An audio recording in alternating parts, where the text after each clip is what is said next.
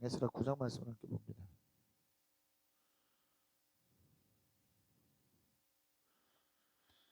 예, 함께 읽겠습니다.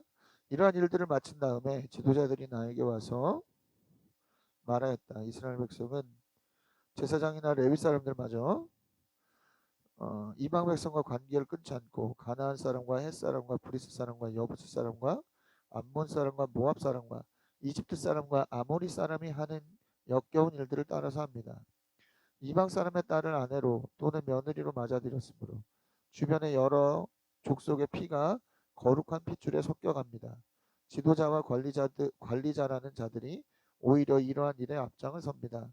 이 말을 들은 나는 너무나 기가 막혀서 겉옷과 속옷을 찢고 머리카락과 수염을 뜯으면서 주저앉았다. 그러나 이스라엘의 하나님이 하시는 말씀을 두려워하는 사람들도 있었다. 내가 저녁 제사 때까지 넋을 잃고 앉아있는 동안에 그들은 포로로 잡혀갔다가 되돌아온 백성이 저지른 이렇게 큰 배신을 보고서 나에게로 모여들었다. 나는 슬픔을 가누지 못한 채로 앉아있다가 저녁 제사 때가 되었을 때에 일어나서 찢어진 겉옷과 속옷을 몸에 그대로 걸치고 무릎을 꿇고 두 팔을 들고서 주 나의 하나님께 기도를 드렸다. 하나님, 너무나도 부끄럽고 낯이 뜨거워서 하나님 앞에서 차마 얼굴을 들 수 없습니다. 우리가 지은 죄는 우리 스스로가 감당할 수 없을 만큼 불어났고 우리가 저지른 잘못은 하늘에까지 닿습니다. 조상 때로부터 오늘에 이르기까지 우리가 저지른 잘못이 너무나도 큽니다. 우리가 지은 죄 때문에 우리뿐만 아니라 우리의 왕들과 제사장들까지도 여러 나라 왕들의 칼에 맞아 죽거나 사로잡혀가고 재산도 다 빼앗기고 온갖 수모를 겪었습니다. 이런 일은 오늘에 와서도 마찬가지입니다. 그러나 주 우리 하나님께서는 비록 잠깐이긴 하지만 우리에게 자비를 베푸시어 우리 가운데서 얼마쯤을 살아남게 하셨습니다. 또한 주님께서 거룩하게 여기시는 곳에 우리가 살아갈 든든한 터전을 마련하여 주셨습니다. 하나님께서는 우리 눈에서 생기가 돌게 하시고 잠시나마 종살이에서 벗어나게 해 주십니다. 우리가 종살이라 했지만 하나님께서는 우리를 언제까지나 종살이라 하도록 내버려 두지 않으시고 오히려 페르시아의 왕들에게 사랑을 받게 해 주시고 또 우리에게 용기를 주셔서 하나님의 성전을 다시 짓고 무너진 곳을 다시 쌓아 올리게 하시어 유다와 예루살렘에서 우리가 이처럼 보호를 받으면서 살아갈 수 있게 하셨습니다. 우리의 하나님 주님께서 이렇게까지 해 주시는데 주님의 계명을 저버렸으니 이제 우리가 무슨 말씀을 드릴 수 있겠습니까?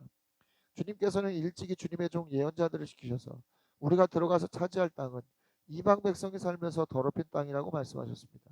거기에서 사는 자들은 역겨운 일을 하면서 땅의 구석구석까지 더러워지지 않은 곳이 없다고 하셨습니다.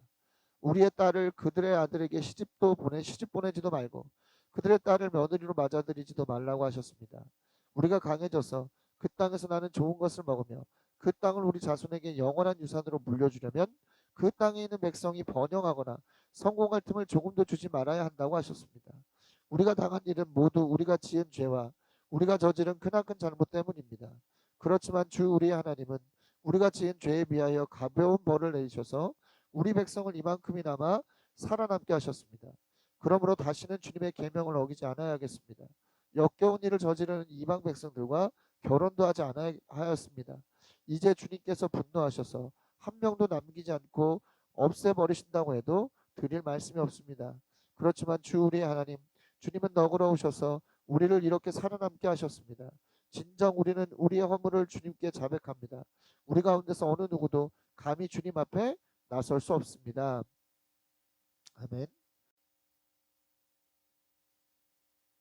에스라 9장 말씀입니다. 예,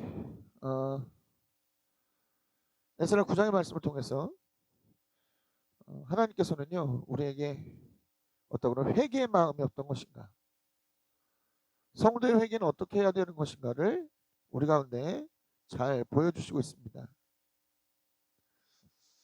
이 시간 말씀을 통해서 에스라의 모습을 통해서 어떻게 회개하는 것이 성도의 올바른 회개인가를 좀 돌아보시기를 바라겠습니다. 그리고 이것을 통해서 하나님께서 우리에게 주시는 은혜들을 온전히 경험할 수 있게 되시기를 그리스도 이름으로 강력히 축원합니다.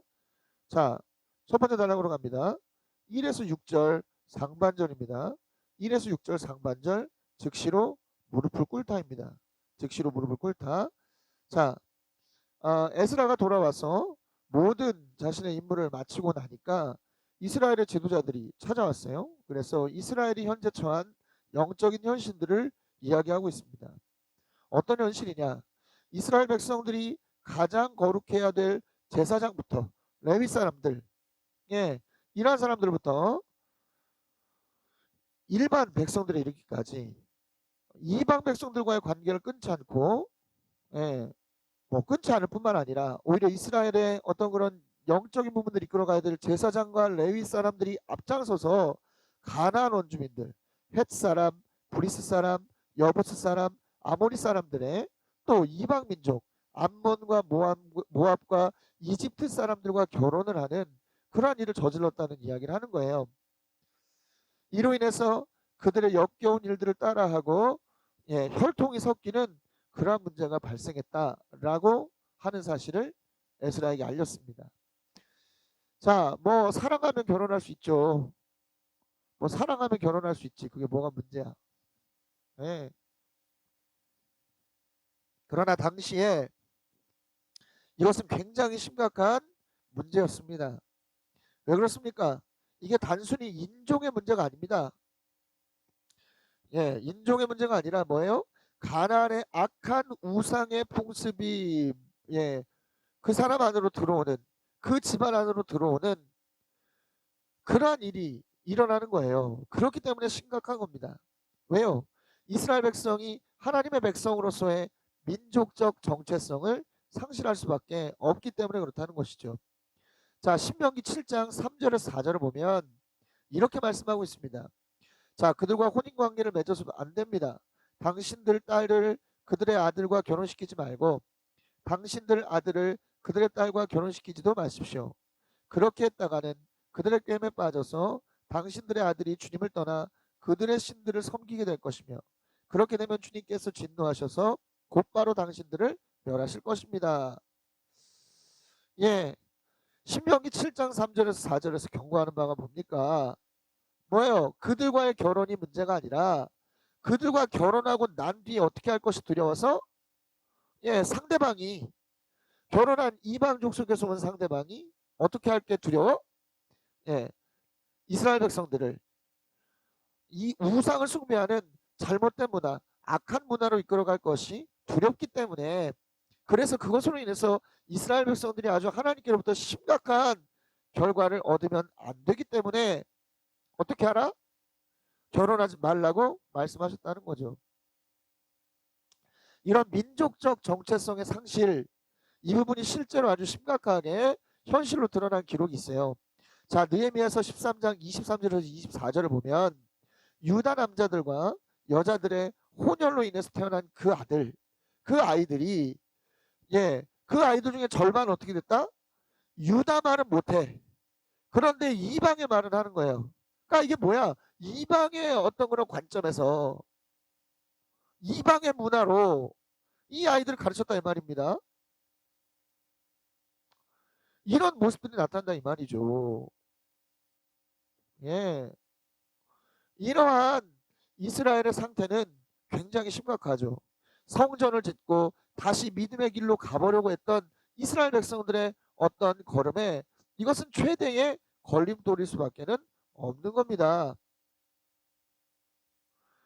여러분, 성도들에게 있어서 결혼의 문제가 중요한 게 바로 여기에 있는 거예요. 예, 우리는 안일하게 이렇게 생각할 수 있습니다. 내가 가서 변화시키면 되지. 아니면 내 자녀들이 가서 변화시키면 되지. 안일하게 생각할 수 있어요. 예. 그렇기 때문에 여러분 이것은요, 안일하게 생각할 문제가 아닙니다, 사실. 왜 그렇습니까? 예, 그건 내가 할 수 있는 일이 아니야. 내가 할 수 있는 일이 아니에요. 그건 하나님의 영역인 거죠. 중요한 것은 뭡니까? 나의 믿음을 지키기가 어려워져. 상대방을 변화시키고 상대방을 달라지게 하는 것보다는, 예, 내 믿음을 지키기가 어려워지는 거예요. 그렇기 때문에 성도의 결혼은 동일한 믿음과 동일한 비전의 토대 위에서 이루어져야 되는 겁니다. 예.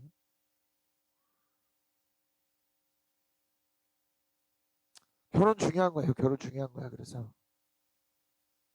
그런데 굉장히 요즘 성도들도 결혼에 있어서 안일하게 생각해요. 그냥 조건만 맞으면, 조건이 좋으면, 그냥 외모가 훌륭하면, 이것도 저것도 아니면 그냥 내가 마음에 들면 그냥 결혼하는 거예요. 성경에서의 결혼은 절대로 그렇게 되어 있지 않다. 결혼의 원리는 절대적으로 그렇게 되어 있지 않다라는 것을 여러분 기억해야만 합니다. 예. 뭐 이러한 부분들을 깨닫기 전에 결혼을 했다. 예. 그렇다면 어떻게 해야 됩니까? 이러한 영적인, 예, 영적인 하나를 이룰 때까지 우리는 계속적으로 기도하고요. 계속적으로 우리는 믿음의 걸음을 더욱더 강력하게 가야 된다라는 거예요.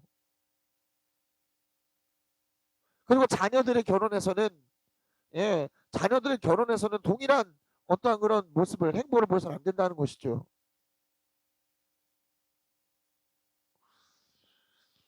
예, 우리의 선택은 언제나 우리 중심이 돼서는 안 돼요. 내가 원하는 사람, 내가 바라는 사람, 언제나 중심은 내가 되면 안 돼. 하나님이 중심이 돼야 되는 겁니다. 바라기는 하나님 중심으로 승리한 여러분들 되시기 바라겠습니다. 혼인관계뿐만이 아니죠. 직장도 마찬가지예요. 직장도. 예, 나의 믿음이, 예, 온전히 지켜지지 못할 것 같은, 예, 그런 직장도 있거든. 직장을 선택할 때도 마찬가지. 그저 내가 하고 싶고, 어, 내가 가고 싶은 그런 직장으로 가는 게 아닙니다.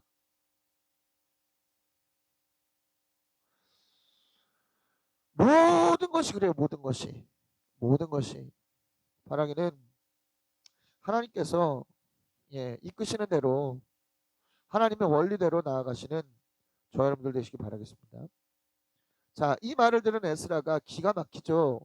그래서 겉옷을 찢고 속옷을 찢습니다. 그리고 머리카락과 수염을 뜯으면서 주저앉아 버려요. 자, 이런 어떤 하나님의 말씀에 반해서 행동했던 그러한 행동을요, 에스라는 어떻게 했습니까? 그럴 수도 있지 하면서 넘어가지 않았어요. 아니, 그럴 수도 있지 뭐.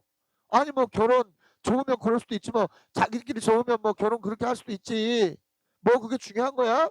아니, 결혼해서 잘 살면 되지. 이렇게 넘어가지 않았다는 거예요.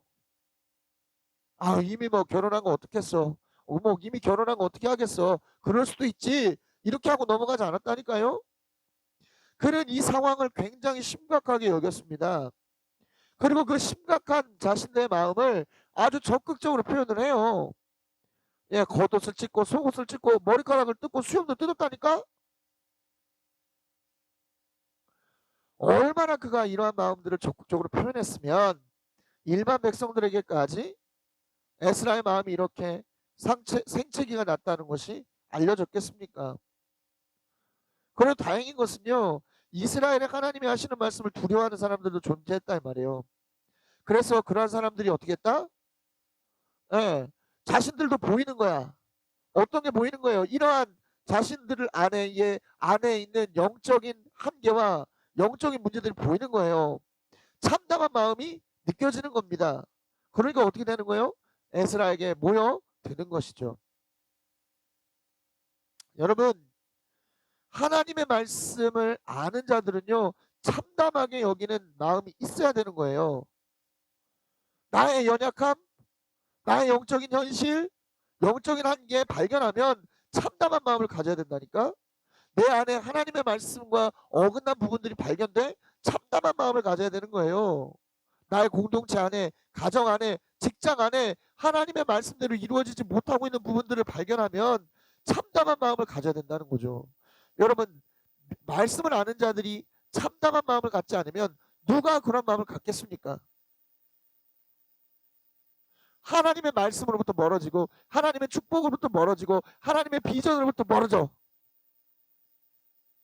그것을 보면서도 참담한 마음을 갖지 않는다면 말씀을 아는 자가 하나님의 백성이라 스스로 말하는 자가 그것에 대해서 참담한 마음을 갖지 않는다면 누가 그런 마음을 갖겠냐고요. 아무도 가질 수 없는 겁니다. 참담한 마음을 가질 수 없으면 어떻게 되는 거예요? 네, 그 영적 현실에 머물러 있을 수밖에 없는 거지. 계속적으로 그 죄 안에 그 한계 안에 머물러 있을 수밖에는 없는 거죠. 성령께서는 우리의 영적인 현실, 우리의 연약함들을 보고 참담한 마음을 우리 가운데 부어주십니다. 리더일수록 더더욱 그런 거예요. 리더일수록 그런 겁니다. 리더일수록 더욱더 참담한 마음을 가져야 되는 거예요. 왜요? 그래야만 모든 구성원들이 이것의 심각성을 깨닫게 되니까. 여러분 에스라도 보십시오. 자신 안에 있는 이 참담한 마음을 겉으로 적극적으로 표현해내니까 그제서야 어떻게 합니까? 이스라엘 백성들도 이러한 참담함이 가벼운 것이 아니구나. 내가 참담한 마음을 갖는 것이 하나님 앞에서 옳은 일이구나라고 하는 깨달음을 얻게 되잖아요.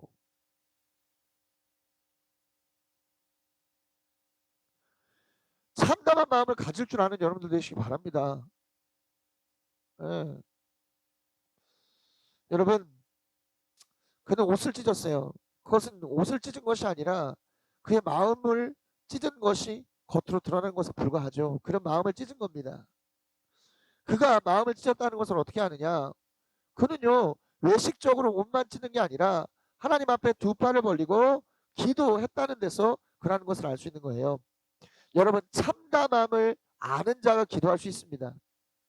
참담함을 깨닫는 자가 하나님 앞에 즉시로 무릎 꿇고 매달릴 수 있는 거예요.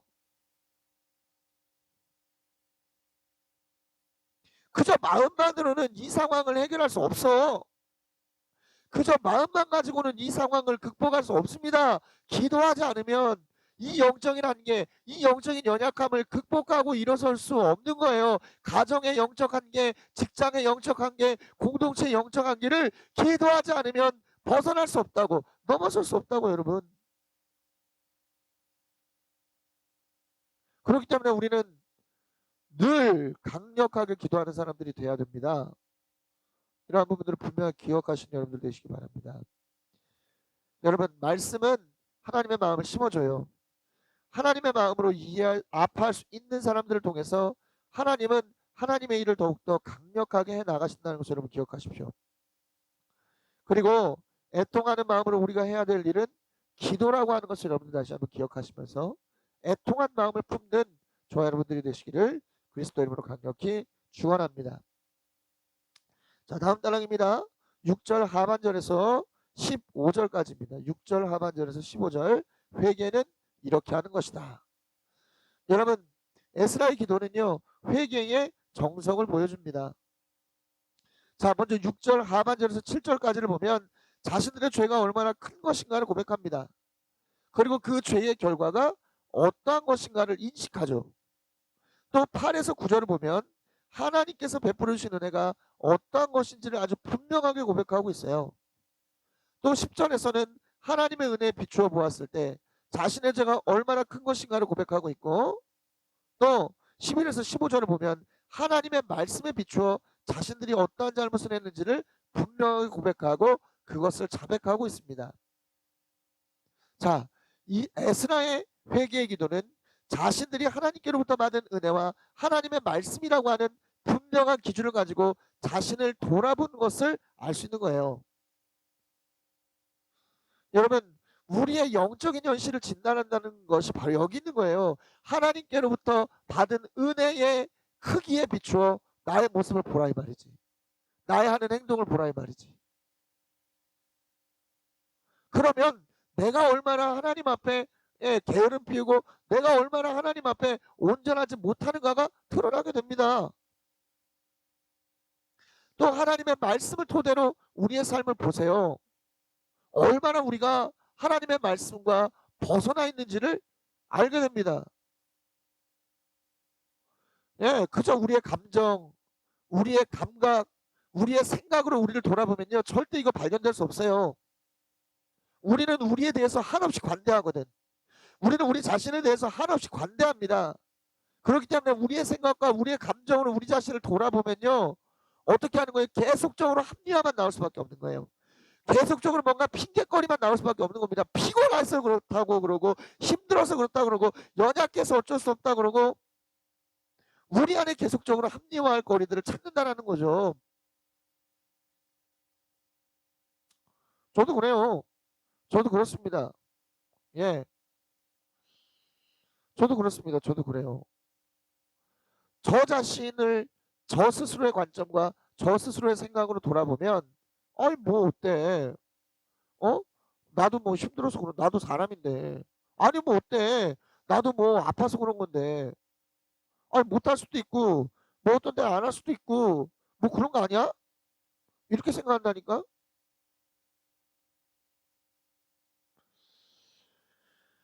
합리화가 먼저 나와요. 근데 여러분 보세요.